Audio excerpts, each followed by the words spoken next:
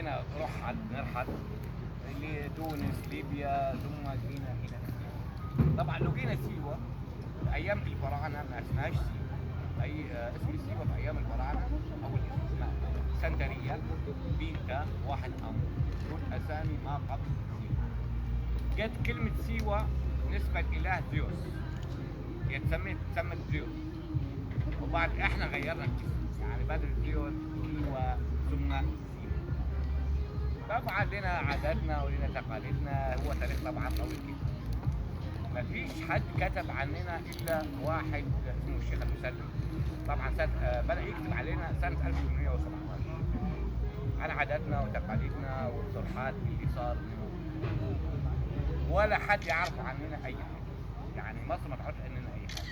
مصر دايما بتحسب ان الصحراء الغربية حدود ليبيا حدود السودان فقط لا غير، مفيش حد خالية من السكان. فاحنا جينا قبيلتين من المغرب، كبرنا شويه.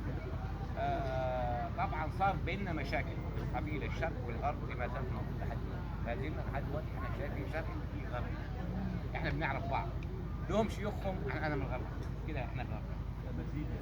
كلنا مزيج، كلنا مزيج، وكلنا عاداتنا واحده وتقاليدنا واحد، بس الفرق القبائل، دول قبائل الشرق واحنا قبائل الغرب. ما زلنا احنا بيحدينا كده السوق كده ميدان كده غرب وكده شرق. طبعا زمان في كنا بنسكن شالي، يعني بنشوف شالي شالي يا جماعه اللي بيتكلم على المكان في العاصمه القديمه دي كل سيوه في مكان ده شالي، لان كلمه شالي باللغه الامازيغيه يعني بلدي او مكاني او بلدي، ترجم كده يعني. بس طبعا ايه صارت مشاكل ما بين الشرق والغرب، فده بيقول اكيد في حاكم في البلد اكيد هيشوف، يعني حد هيشوف المكان.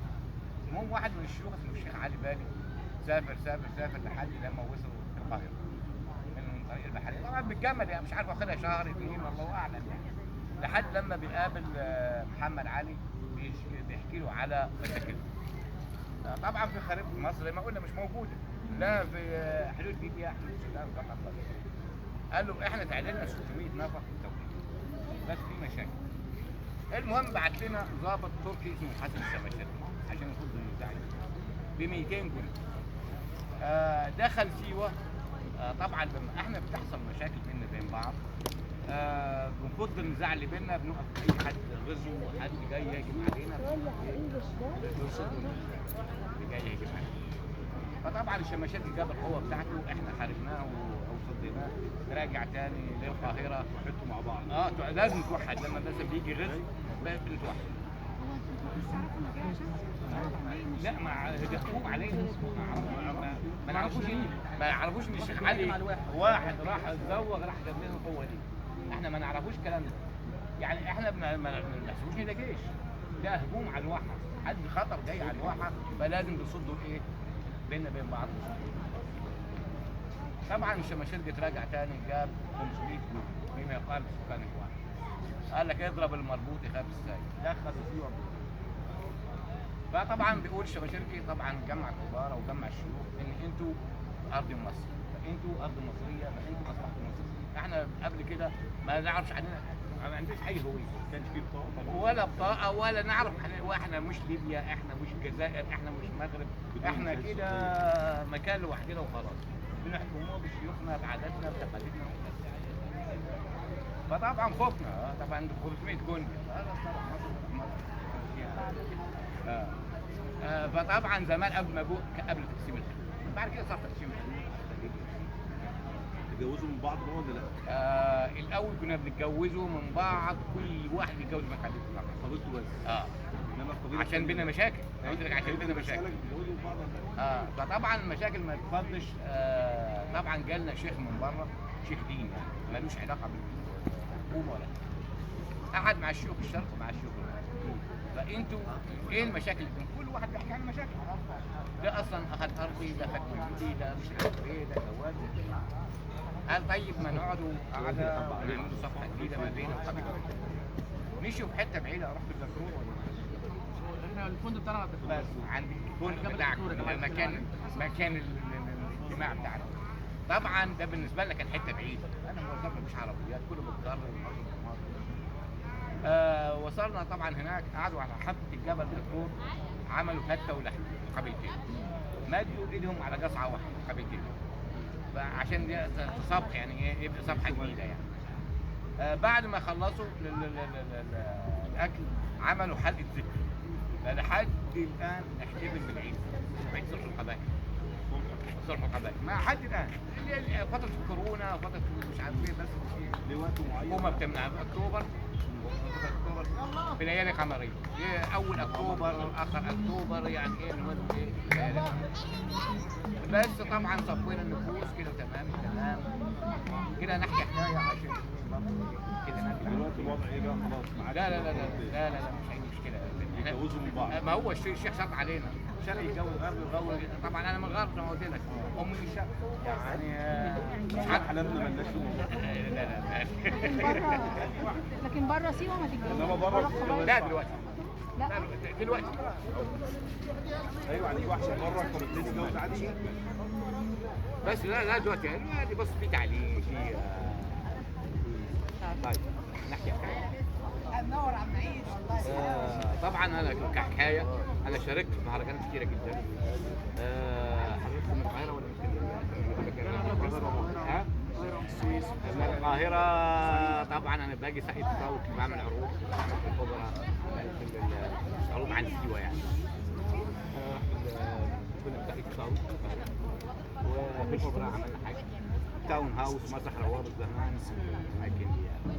كل ده بعمل خلاف طبعا جميع الاماكن، الصعيد وسينا وشرم الشيخ والكلام من ده، ومهرجانات دوليه، تونس، المغرب، الاردن، دول مهرجانات دوليه. طبعا احنا بنحكوا علينا على الامازيغ يعني. كل واحد بيقول حكايته، بس حكايه اسمها ايه؟ كل حاجه بتصلى عنها. بقول لك مره في راجل مبسوط غني يعني، بس مش عاجبه الحال، بيدور على حاجه. هيعمل ايه؟ المهم ايه؟ خد طوبه ورمى طوبه فوق، الطوبه اللي نازله اتخبط منها. قال ايه؟ انا اللي جبت الكل نفسي. رمى طوبه واتخبط منها. بس همشي من البلد. قعد يمشي لقى حفره مليانه ناس عمال بيقولوا نفس الكلمه، انا اللي جبت الكل لنفسي. ايه الناس غريبه دي؟ لا لازم امشي. قعد يمشي لقى بلد جميله خضراء، اهل البلد ناس طيبين، علامه الصلاه، قال الله بلد ايه في شحال قلب. المهم لف البلد، دخل الجامعه عشان خلص من الصلاه، سال الامام الجامع قال له عندكم مطعم او مكان او كده؟ قال له في الشارع ده في مطعم كويس. قعد يمشي لقى مطعم نظيف، اكل نظيف، ناس لابسه نظيف. الله المكان ده في القلب. عندكم ايه اكل مثلا يعني؟ عندنا لحمه، عندنا فراخ، عندنا فول. بيسال عن الاسعار، بيكمل لحمه، بيكمل فراخ، بيكمل فول والفراخ. قال له احنا ما بناخدوش فلوس، ما بتاخدوا ايه؟ قال له كله صلوا على النبي. قال له احتجت لحمه هتصلوا على النبي 100,000، احتجت فراخ هتصلوا على النبي 70,000، فول فلافل هتصلي على النبي 30,000. قال خير الامور الوسط، هياكل فراخ مثلا صلى على النبي لحد لما سدد حق ايه الوجبه، انبسط اكتر وقت. المهم ايه؟ مش مبسوط يعني. المهم لف البلد، دخل الجامعه عشان يصلي. خلص من الصلاه سال الامام الجامع عندكم بيوت للبيع في البلد دي؟ قال له شفت حاجه طيب قاعد هناك؟ قال له قال له هو عنده بيوت للبيع. راح سال حاج عندك بيوت للبيع؟ قال له عندي 3 بيوت. اشوفهم؟ قال له طبعا شوفهم. شاف البيوت بيكمل بيت ده وبيكمل بيت ده. قال له احنا بناخد كل حاجه بصلى على النبي.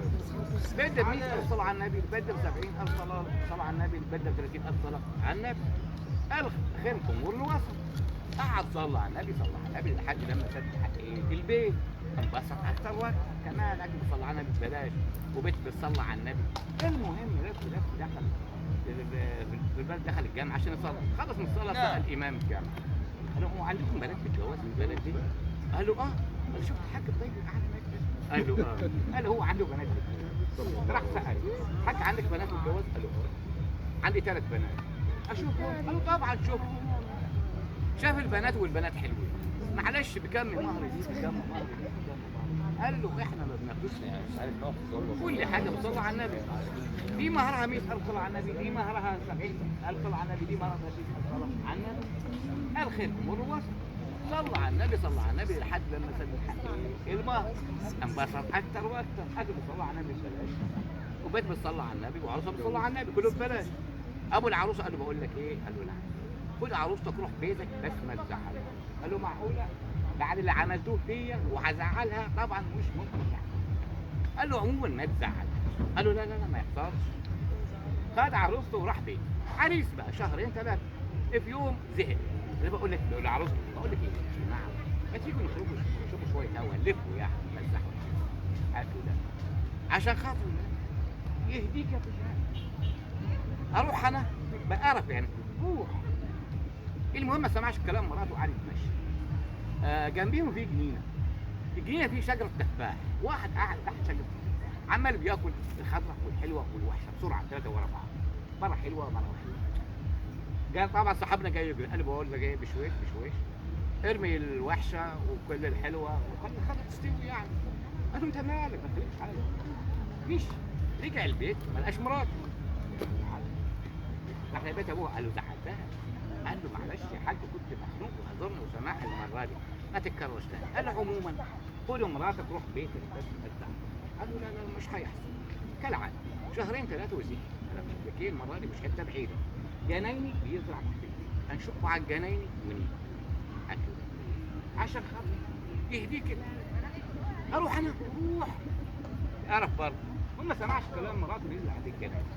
جنايني واخد برميل واخد جيركن واخد كوز صغير يسقي في نفس الزرع. مره دي برميل مره جيركن مره زي كوبايه يعني.